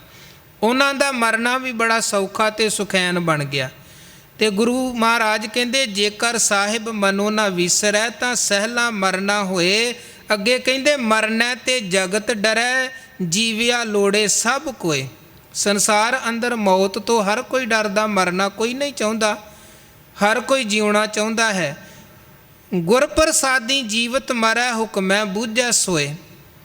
ਤੇ ਜਿਹੜਾ ਗੁਰੂ ਦੀ ਕਿਰਪਾ ਸਦਕਾ ਜਿਉਂਦੇ ਜੀ ਮਰ ਗਿਆ। ਜਿਉਂਦੇ ਜੀ ਮਰਨ ਦਾ ਭਾਵ ਕੀ ਹੈ? ਕਬੀਰ ਜਾਂ ਦਿਨ ਹਉ ਮੂਆ, ਪਾਛੇ ਭਇਆ ਆਨੰਦ। ਅੰਦਰ ਦੀ ਹਉਮੈ ਨੂੰ ਮਾਰਨਾ, ਹੰਕਾਰ ਨੂੰ ਮਾਰਨਾ, ਵਾਸ਼ਨਾਵਾਂ ਨੂੰ ਮਾਰਨਾ। ਗੁਰ ਪ੍ਰਸਾਦੀ ਜੀਵਤ ਮਰੈ, ਗੁਰੂ ਦੀ ਕਿਰਪਾ ਸਦਕਾ ਬੰਦਾ ਜਿਉਂਦੇ ਜੀ ਮਰਦਾ ਹੈ, ਭਾਵ ਅੰਦਰ ਦੀਆਂ ਵਾਸ਼ਨਾਵਾਂ ਵਿਕਾਰਾਂ ਨੂੰ ਮਾਰਦਾ ਹੈ। ਔਰ ਹੁਕਮੈ ਬੂਝੈ ਸੋਏ। ਮਹਾਰਾਜ ਕਹਿੰਦੇ ਜਿਨ੍ਹੇ ਇੱਕ ਤੇ ਆਪਣੇ ਜੀਵਨ 'ਚੋਂ ਵਾਸ਼ਨਾਵਾਂ ਨੂੰ, ਹੰਕਾਰ ਨੂੰ ਮਾਰ ਲਿਆ, ਦੂਜੇ ਨੰਬਰ 'ਤੇ ਜਿਨ੍ਹੇ ਪਰਮਾਤਮਾ ਦੇ ਹੁਕਮ ਨੂੰ ਬੁੱਝ ਲਿਆ, ਨਾਨਕ ਐਸੀ ਮਰਨੀ ਜੋ ਮਰੈ ਤਾਂ ਸਦ ਜੀਵਨ ਹੋਏ। ਜਿਹੜਾ ਫਿਰ ਇੱਦਾਂ ਦੀ ਮੌਤੇ ਮਰਦਾ ਹੈ, ਉਹ ਮਰਨ ਤੋਂ ਬਾਅਦ ਵੀ ਜਿਉਂਦਾ ਹੈ, ਜਿਹਨੂੰ ਗੁਰੂ ਕਹਿੰਦੇ ਬ੍ਰਹਮ ਗਿਆਨੀ ਸਦ ਜੀਵੈ ਨਹੀਂ ਮਰਤਾ। ਤਾਂ ਸਹਿਲਾ ਮਰਨਾ ਹੋਏ ਤਾਂ ਸਦ ਜੀਵਨ ਹੋਏ। ਫਿਰ ਉਹ ਕਹਿੰਦੇ ਉਹ ਸਦ ਜੀਵਨ ਹੈ ਜਿਹਨੇ ਪਰਮਾਤਮਾ ਦੇ ਹੁਕਮ ਨੂੰ ਬੁੱਝ ਲਿਆ ਤੇ ਜਿਹਨੇ ਅੰਦਰ ਦੀਆਂ ਵਾਸ਼ਨਾਵਾਂ ਨੂੰ ਮਾਰ ਲਿਆ। ਕਬੀਰ ਸਾਹਿਬ ਕਹਿੰਦੇ ਕਬੀਰ ਮਰਤਾ ਮਰਤਾ ਜਗ ਮੂਆ, ਮਰ ਪੀ ਨਾ ਜਾਣਿਆ ਕੋਏ। ਮਰ ਸਾਰੇ ਹੀ ਰਹੇ ਹਨ ਪਰ ਅਸਲ ਦੇ ਵਿੱਚ ਮਰਨਾ ਕਿਸੇ ਨੂੰ ਨਹੀਂ ਜੇ ਆਉਂਦਾ। ਐਸੇ ਮਰਨੇ ਜੋ ਮਰੈ ਬਹੁਰ ਨਾ ਮਰਨਾ ਹੋਏ। ਇਤਿਹਾਸ ਕਹਿੰਦਾ ਜਦੋਂ ਭਾਈ ਗੁਰਦਾਸ ਸਾਹਿਬ ਗੁਰੂ ਗ੍ਰੰਥ ਸਾਹਿਬ ਜੀ ਦਾ ਪਾਵਨ ਸਵਰੂਪ ਲਿਖ ਰਹੇ ਸਨ ਤੇ ਇਸ ਸ਼ਲੋਕ ਤੇ ਜਦੋਂ ਉਹਨਾਂ ਦੀ ਕਲਮ ਪਹੁੰਚੀ, ਉਹਨਾਂ ਗੁਰੂ ਅਰਜਨ ਦੇਵ ਮਹਾਰਾਜ ਨੂੰ ਪੁੱਛਿਆ, ਮਹਾਰਾਜ ਕਿਰਪਾ ਕਰਕੇ ਇਸ ਸ਼ਲੋਕ ਬਾਰੇ ਥੋੜ੍ਹਾ ਖੁੱਲ੍ਹ ਕੇ ਸਮਝਾਵੋ ਕਿ ਕਬੀਰ ਸਾਹਿਬ ਕਿਹੜੀ ਮੌਤ ਦੀ ਗੱਲ ਕਰ ਰਹੇ ਹਨ ਕਿ ਬਹੁਰ ਨਾ ਮਰਨਾ ਹੋਏ, ਐਸੇ ਮਰਨੇ ਜੋ ਮਰੈ। ਔਰ ਗੁਰੂ ਅਰਜਨ ਦੇਵ ਮਹਾਰਾਜ ਕਹਿਣ ਲੱਗੇ, ਭਾਈ ਗੁਰਦਾਸ ਜੀ ਤੁਸੀਂ ਉੱਚ ਕੋਟੀ ਦੇ ਗੁਰਮਤਿ ਦੇ ਵਿਦਵਾਨ ਹੋ, ਬਹੁਤ ਧਰਮ ਗ੍ਰੰਥਾਂ ਦਾ ਗਿਆਨ ਤੁਹਾਡੇ ਕੋਲ ਹੈ, ਸ਼ਬਦਾਂ ਦੀ ਅੱਖਰੀ ਵਿਆਖਿਆ ਤੁਸੀਂ ਬਾਖੂਬੀ ਕਰਨੀ ਜਾਣਦੇ ਹੋ। ਜੇ ਅਸੀਂ ਇਸ ਸ਼ਬਦ ਦੇ, ਇਸ ਸ਼ਲੋਕ ਦੇ ਕੇਵਲ ਅੱਖਰੀ ਅਰਥ ਕਰਕੇ, ਅੱਖਰੀ ਵਿਆਖਿਆ ਕਰਕੇ ਤੁਹਾਨੂੰ ਦੱਸਾਂਗੇ, ਤੁਹਾਡੀ ਤਸੱਲੀ ਨਹੀਂ ਹੋਣੀ ਹੈ। ਪਰ ਬਾਣੀ ਦੇ ਕੁਝ ਸ਼ਬਦ ਐਸੇ ਹਨ ਜਿਨ੍ਹਾਂ ਦੀ ਵਿਆਖਿਆ ਜੀਵਨ ਦੇ ਰਾਹੀਂ ਕੀਤੀ ਜਾਏ ਤੇ ਬਿਹਤਰ ਹੈ। ਜਿਵੇਂ ਕਹਿੰਦੇ ਸਾਈਂ ਮੀਆਂ ਮੀਰ ਜੀ ਨੇ ਵੀ ਪੁੱਛਿਆ ਸੀ ਮਹਾਰਾਜ ਨੂੰ ਕਿ ਗੁਰੂ ਰਾਮਦਾਸ ਸਾਹਿਬ ਦੀਆਂ ਆ ਜਿਹੜੀਆਂ ਪੰਕਤੀਆਂ ਨੇ, ਤਨ ਮਨ ਕਾਟ ਕਾਟ ਸਭ ਅਰਪੀ ਵਿੱਚ ਅਗਨੀ ਆਪ ਜਲਾਈ। ਮਹਾਰਾਜ ਇੱਕ ਕਵੀ ਦੀ ਕਲਪਨਾ ਤਾਂ ਹੋ ਸਕਦੀ ਹੈ, ਪਰ ਇੱਦਾਂ ਸੱਚਾਈ ਥੋੜ੍ਹਾ ਹੋ ਸਕਦੀ ਹੈ ਕਿ ਕੋਈ ਸਰੀਰ ਦੇ ਟੁਕੜੇ ਕਰਵਾ ਲਵੇ, ਕੋਈ ਹੱਸ ਕੇ ਅੱਗ ਦੇ ਵਿੱਚ ਸਰੀਰ ਨੂੰ ਸੜਵਾ ਲਵੇ। ਉੱਥੇ ਵੀ ਮਹਾਰਾਜ ਨੇ ਕਿਹਾ ਸੀ ਬਾਣੀ ਦੇ ਕੁਝ ਸ਼ਬਦ ਐਸੇ ਨੇ ਜਿਨ੍ਹਾਂ ਦੀ ਵਿਆਖਿਆ ਜੀਵਨ ਦੇ ਰਾਹੀਂ ਕੀਤੀ ਜਾਏ ਤੇ ਬਿਹਤਰ ਪਕੜ ਸਮਝ ਬਣਦੀ ਹੈ। ਹੁਣ ਜਦੋਂ ਮਹਾਰਾਜ ਸੱਚੇ ਪਾਤਸ਼ਾਹ ਜੀ ਨੂੰ ਤੱਤੀ ਤਵੀ ਤੇ ਬਿਠਾਇਆ ਗਿਆ, ਉਬਲਦੀ ਦੇਗ 'ਚ ਉਬਾਲਿਆ ਗਿਆ, ਸਰੀਰ ਤੇ ਸੜਦੀ ਬਲਦੀ ਹੋਈ ਰੇਤ ਪਾਈ ਗਈ। ਇੱਕ ਤਾਂ ਉਹਨਾਂ ਸਮਿਆਂ ਦੇ ਵਿੱਚ ਸਾਈਂ ਮੀਆਂ ਮੀਰ ਮਹਾਰਾਜ ਕੋਲ ਪਹੁੰਚੇ ਸਨ ਤੇ ਉੱਥੇ ਮਹਾਰਾਜ ਨੇ ਸਾਈਂ ਮੀਆਂ ਮੀਰ ਨੂੰ ਦੱਸਿਆ ਸੀ, ਇਹ ਹੈ ਗੁਰੂ ਰਾਮਦਾਸ ਸਾਹਿਬ ਜੀ ਦੇ ਬਚਨਾਂ ਦੀ ਵਿਆਖਿਆ ਜਿਹੜੀ ਅਸੀਂ ਆਪਣੇ ਜੀਵਨ ਦੇ ਰਾਹੀਂ ਕਰਦੇ ਪਏ ਹਾਂ। ਤਨ ਮਨ ਕਾਟ ਕਾਟ ਸਭ ਅਰਪੀ ਵਿੱਚ ਅਗਨੀ ਆਪ ਜਲਾਈ। ਤੇ ਉੱਥੇ ਹੀ ਮਹਾਰਾਜ ਸੱਚੇ ਪਾਤਸ਼ਾਹ ਜੀ ਨੇ ਇਹ ਬਚਨ ਵੀ ਕਹੇ ਸਨ ਕਿ ਐਸੀ ਮਰਨੀ ਜੋ ਮਰੈ ਬਹੁਰ ਨਾ ਮਰਨਾ ਹੋਏ। ਇਹ ਹੈ ਸੱਚ ਦੀ ਖਾਤਰ ਕੁਰਬਾਨੀ ਦੇਣੀ, ਧਰਮ ਦੀ ਖਾਤਰ ਕੁਰਬਾਨੀ ਦੇਣੀ, ਉੱਚੇ ਆਦਰਸ਼ ਦੀ ਖਾਤਰ ਕੁਰਬਾਨੀ ਦੇਣੀ। ਜਿਹੜਾ ਉੱਚੇ ਆਦਰਸ਼ ਦੀ ਖਾਤਰ ਆਪਣਾ ਆਪਾ ਕੁਰਬਾਨ ਕਰਦਾ ਹੈ ਉਹਨੂੰ ਪਰਤ ਪਰਤ ਕੇ ਮਰਨਾ ਨਹੀਂ ਪੈਂਦਾ ਹੈ। ਇੱਕ ਉਹ ਬੰਦਾ ਜਿਹੜਾ ਜਿਉਂਦਾ ਤੇ ਹੈ ਪਰ ਜਿਉਂਦੇ ਹੋਣ ਦੇ ਬਾਵਜੂਦ ਉਹ ਮੁਰਦੇ ਤੋਂ ਵੱਧ ਕੇ ਕੁਝ ਨਹੀਂ ਹੈ। ਤੇ ਇੱਕ ਉਹ ਹੈ ਜਿਹੜਾ ਸਰੀਰ ਕਰਕੇ ਤੇ ਭਾਵੇਂ ਮਰ ਗਿਆ ਹੈ ਪਰ ਵਡਿਆਈਆਂ ਕਰਕੇ ਉਹ ਹਮੇਸ਼ਾ ਜਿਉਂਦਾ ਹੈ। ਮਹਾਰਾਜ ਧੰਨ ਗੁਰੂ ਅਰਜਨ ਦੇਵ ਮਹਾਰਾਜ ਨੇ ਉੱਥੇ ਤੱਤੀ ਤਵੀ ਤੇ ਬੈਠਿਆਂ ਕਿਹਾ ਸੀ, ਐਸੇ ਮਰਨੇ ਜੋ ਮਰੈ ਬਹੁਰ ਨਾ ਮਰਨਾ ਹੋਏ। ਕਬੀਰ ਸਾਹਿਬ ਕਹਿੰਦੇ ਜਿਹੜੇ ਸੱਚ ਦੇ ਰਾਹ 'ਤੇ ਚੱਲਦਿਆਂ ਹੋਇਆਂ ਤੇ ਕੁਰਬਾਨੀ ਦਿੰਦੇ ਨੇ ਉਹਨਾਂ ਦੀ ਫਿਰ ਵਡਿਆਈ ਜੁਗੋ ਜੁਗ ਅਟੱਲ ਹੈ। ਉਹ ਆਪਣੀ ਮੰਜ਼ਿਲ 'ਤੇ ਪਹੁੰਚ ਜਾਂਦੇ ਹਨ ਕਿਉਂਕਿ ਉਹਨਾਂ ਦਾ ਚਿੱਤ ਦੁਨੀ ਦੇ ਨਾਲ ਨਹੀਂ ਜੁੜਿਆ ਹੈ, ਉਹਨਾਂ ਦਾ ਚਿੱਤ ਦੀਨ ਦੇ ਨਾਲ, ਧਰਮ ਦੇ ਨਾਲ ਜੁੜਿਆ ਹੈ। ਸੋ ਸਤਿਗੁਰੂ ਮਿਹਰ ਕਰਨ, ਇਹ ਪਾਵਨ ਬਚਨ ਸਾਡੇ ਹਿਰਦੇ 'ਚ ਵਸਣ। ਗੁਰੂ ਕੀ ਬਾਣੀ ਦੇ ਰਾਹੀਂ ਅਸੀਂ ਜਿਉਣਾ ਵੀ ਸਿੱਖੀਏ ਔਰ ਮਰਨਾ ਵੀ ਸਿੱਖੀਏ, ਤਾਂ ਕਿ ਸਾਡਾ ਜਿਉਣਾ ਵੀ ਸਫਲ ਹੋਵੇ, ਸਾਡਾ ਮਰਨਾ ਸਫਲ ਹੋਵੇ। ਇਹ ਲੋਕ ਸੁਖੀਏ ਪਰਲੋਕ ਸੁਹੇਲੇ, ਨਾਨਕ ਹਰ ਪ੍ਰਭ ਆਪੇ ਮੇਲੇ। ਇੰਨੀਆਂ ਬੇਨਤੀਆਂ ਪ੍ਰਵਾਨ ਕਰਨੀਆਂ, ਭੁੱਲਾਂ ਚੁੱਕਾਂ ਦੀ ਖਿਮਾ ਕਰਨੀ। ਫਤਿਹ ਦੀ ਸਾਂਝ ਪਾਓ ਜੀ। ਵਾਹਿਗੁਰੂ ਜੀ ਕਾ ਖਾਲਸਾ, ਵਾਹਿਗੁਰੂ ਜੀ ਕੀ ਫਤਿਹ। ਰਮਕਲੀ ਮਹੱਲਾ ਤੀਜਾ।